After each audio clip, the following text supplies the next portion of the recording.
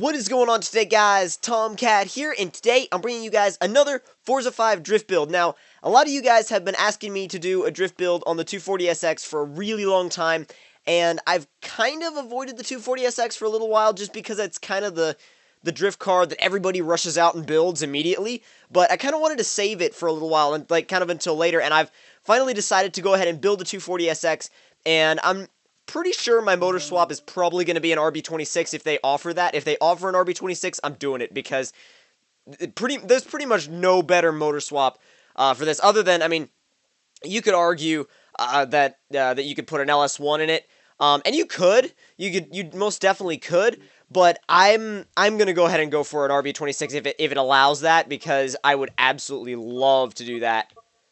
I think I'm gonna start out with it in, I think white is a good, just a good starting color for the car.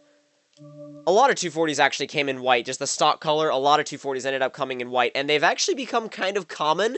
But I kind of like to start out, if I ever do a build of a 240, I like to start it out in white because it almost makes it look, it just kind of makes it look really authentic in my opinion. Because like I said, a lot of them start out in real life as being white.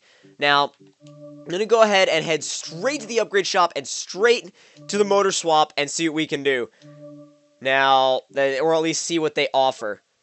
So let's see, we've got a 2-liter, yeah, yeah. There's your LS. And there's the RB. And we could even stick a 4-rotor in here, so a 4-rotor 240SX. That might be something we'd say for the future, a 4-rotor 240SX, but for now, yeah, we're going to stick that i6 in here. Now, yeah, leave the drivetrain alone. Leave the drivetrain alone. And now, as far as the aero body and stuff, we're going to come back to that. And let's see. Why am I going to tires and rims? What the heck? I'm out of order. I'm out of order. There. Well, actually, we don't really need race brakes. But we do need, oh, wow. That's quite a drop. Drop that down. That is quite a drop. Don't really need, like, quote-unquote need anything else in here, but I'm going to go ahead and put race brakes on just because I like to have that extra bit of control when I'm drifting. Now, as far as the drivetrain, just go ahead and max everything. Max everything as usual. And I'm trying to say something different in the drivetrain section because one of you guys actually pointed out that I always tend to say a similar, if not the same thing, when I'm upgrading the drivetrain in my drift cars. So, I'll go ahead and change that up, or at least attempt to change that up, which I believe, doing right now. Now, let's go ahead and see what else we could do with the tires and rims. I want to do sort of a setup with the rims that might be a little bit, I guess you could say, different, which, I mean, there's so many different styles of doing a 240SX. It's not, there's no, like, one setup style, and if you just change it up a little bit, it'll automatically be different, but I'm just going to try and be at least a little bit different with the wheels on this build. I don't know, I'm not finding anything yet that's, like, jumping out at me. These are kind of cool, but they're not jumping out at me like, oh my god, I want those, you know? Those are actually pretty interesting. You know what? I'm going to go ahead and put those on. I've never used these rims on any other cars, but I feel like they look really good on the 240 for some reason. Going to make them just a little bit bigger. 17s. 17s I think will look good. I mean, it's not too large, but then again, it's not a, you know, tiny little rim either. That looks good to me. That really does look good. I like that rim style. I think it just suits the car really, really nicely. It shows the brakes nicely, too. Now, as far as the... Wait, did I miss something in here? No, I didn't miss anything. We're good. I didn't miss anything in there. Now we can do the power. So now as far as... Let's see. I'm going to aim for about 500 horsepower. I want to make this car more of a balanced drift car. I'm not going to go, I guess you could say mad crazy with it. But, I mean... Obviously, that's really, really fun, but I'm going to try and make this a really, really balanced, effective car. I know a lot of my builds lately have been just kind of over-the-top, crazy, insane builds that have just been about the power, but this one is, I'm really going to try and do a really focused, on-point, effective drift car build here. We need about 100 more horsepower or so, which will probably get straight from the race turbos. Well, we got about, what does it say, 86? Yeah, 86 horsepower, so nearly 500. 499. 499. We just need that extra 1 horsepower. One extra horsepower. I missed, yeah, okay, the fuel system. Fuel system actually gives it up, yeah. 522. 522 should be plenty. 522 should be plenty. So let's go ahead and tune it. And from there, let's go ahead and test it. Well, we're going to test it out and just kind of see how it does on... I don't know, I'm trying to think of a track. As I tune, I'm trying to think of a track that would be, or which track would be the best to actually tune this thing. And, well, not tune it, but sort of hone the capabilities of the car. Now, the setup that I normally use was actually developed originally on a 240, so it should work pretty well here. Let's see, just get these softened up just a little bit. A little bit more, that's good, that's good. Then soften the rears. Come on then, once it gets going, it's good, but until then, it's not, until then, it just kind of crawls along. And 7, yeah. 6, 5.5, and for the diff, everything up to 100%. And I'm going to go ahead, and before I take it out, I'm going to do a little bit of a paint job, and just see if, actually wait, I completely forgot the body panels. Yeah, we got to make this look like a legit drift car, too. I don't know. That looks good to me. It's not too crazy, but it's got a nice look to it. I like it. Now, as far as the... Let's go ahead and do the rear bumper next, and then handle the side skirts, and then look at the rear wing once we're finally done with that. Ooh, look at that. Look at that exhaust. Yes. Whoa, dude. That one's even bigger. That's the biggest exhaust you can get on this thing. That's huge. There's no pipe connected to it, though. Look at that. Look at that. Look under the car. There's no pipe connected to that muffler. That looks so awkward. Either way, it's a huge exhaust, and we're going to go ahead and buy it, so... But, as far as, let's see, side skirts... Oh, yeah, that's perfect. That's perfect. Yeah, that works absolutely brilliantly. Now, for the wing. No. No. Yeah, we're going to leave it. We're going to leave it. Looks best the way it is, anyway. So, I'm going to go ahead and do a little bit of a paint job on it, and then we're going to take it out and see what it can do. And as far as the track, I'm thinking we're going to do it on Bernese Alps, because... I like Bernese Alps a lot, and it's a good track to tune for because it comes up a lot in the drift rotation now online, so it's good to have cars that are really good there, and it's good to have a lot of practice there as well. Now, I'm thinking of keeping it white, but the first thing I'm going to try is painting the wheels black just to see how that works with the rest of the car.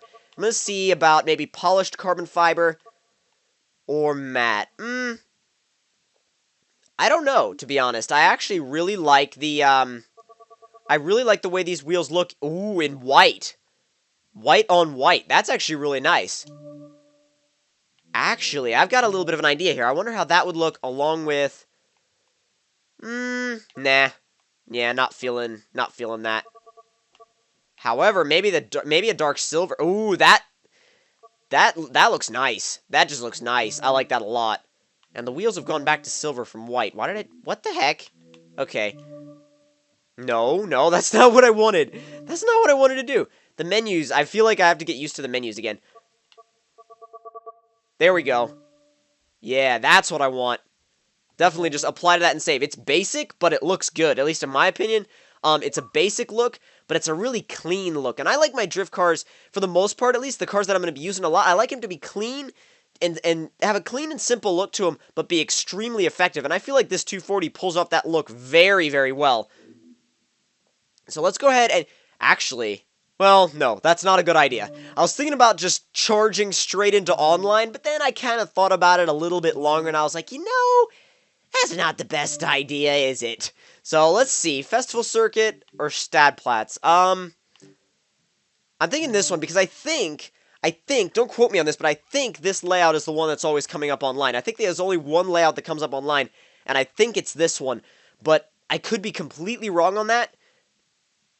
But I don't think I am. But I could be. I haven't actually played online in Forza 5 in a little while. It's maybe been, I'm not sure how long it's been, but I've been playing a lot of GT6. Oh, yeah. Warm up those rears. Absolutely, no problem.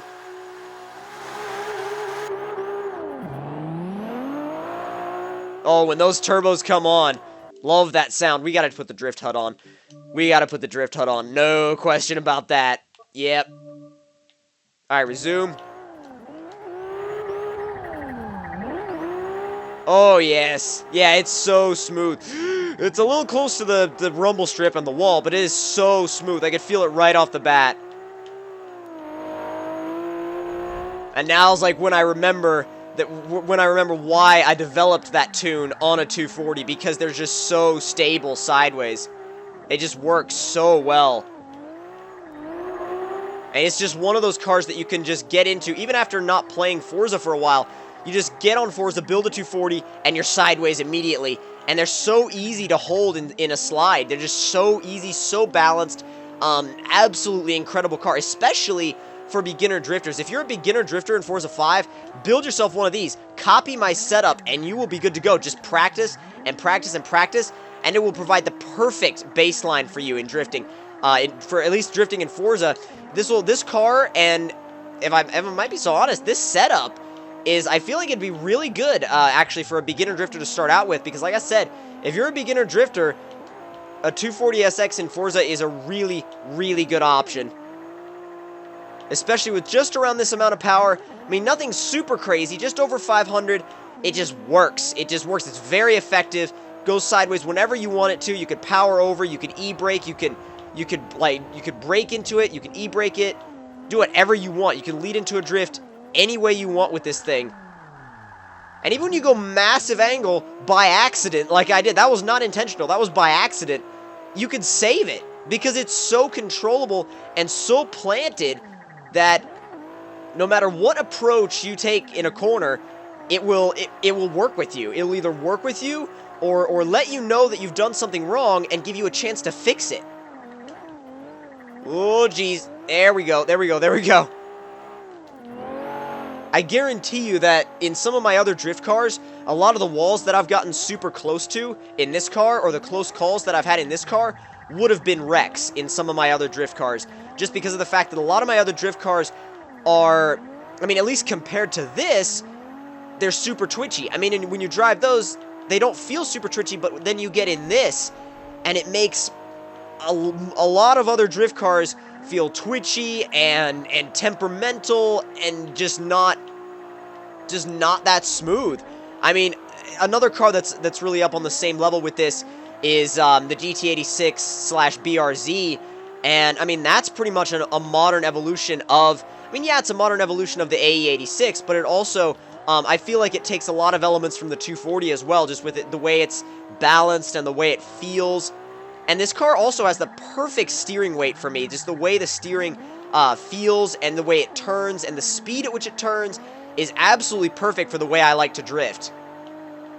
Just hold it in 4th gear, hold it right on the edge of boost in 4th gear, and you'll always be getting boost. You'll always be getting boost, you'll always be able to spin the rear tires, no problem whatsoever. I mean, sometimes you have to switch down to 3rd and then back up to 4th just to get the torque that you want, but and then, yeah, right there, if you drop off, if your revs drop off in 4th, then you lose all your boost, and you just kind of stop your drift. But as long as you can balance it on boost, it works really well. A little bit of a jump, well, not really a jump, but a little bit of air, And that sound, too, that sound is awesome. Keep it out, yes, there we go. Dang it. Yeah, I scrubbed off a little too much speed with the e-brake. Dang, I'm going way too far inside. I don't know, I messed up my e-brake or something.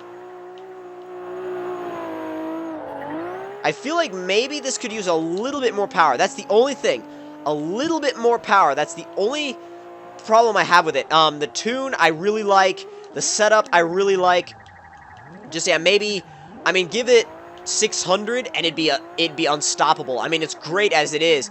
But I think 600 in this car, 600 horsepower, would be just an unstoppable beast. I mean, you'd be monstering drift lobbies, and I should actually try that. I should get this car with 600 horsepower, just get it up to 600 horsepower, take it online, and see how it does, because I feel like it would do really, really well. Swing it back the other way. It's so smooth and controllable. And like I said, even when you go, like, to these massive angles, it's easy to bring back. It really is. Stick it in fourth. Keep it sideways. I still like to drift this downhill section even though you don't score.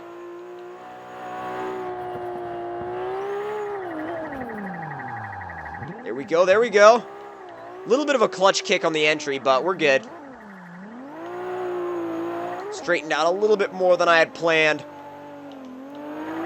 Uh-oh, that's not good. That was a bad entry line. I mean, we were able to save it, but it was a bad entry line, and we lost quite a bit of momentum because of it. There we go. Hold it. Hold it. Yeah, see, it's on those long corners like that, those really long corners, that's where you could use that 600 horsepower, just that extra about 70 horsepower or so. That's where you could really use it, and that's where you can feel just that tiny bit of a lack in power. But other than that, though, this thing, I love it. I absolutely love it. Probably my favorite drift car so far in Forza 5, just aside from the Scion FRS that I built. It's right up there with that. This thing is a monster. And yeah, like I said before, though, I am going to try it out with 600 horsepower and take it online just to see how it does in a lobby, because it's great. It really is an awesome car. Awesome, awesome feel. Just... this thing is an absolute winner, no doubt about it in my mind. So, if you guys enjoyed this drift build, don't forget to leave me a like. Tell me in the comment section down below what you guys thought of it. And if you're new to my channel, don't forget to subscribe for more. And I will see you guys in the next one. Talk to you guys later.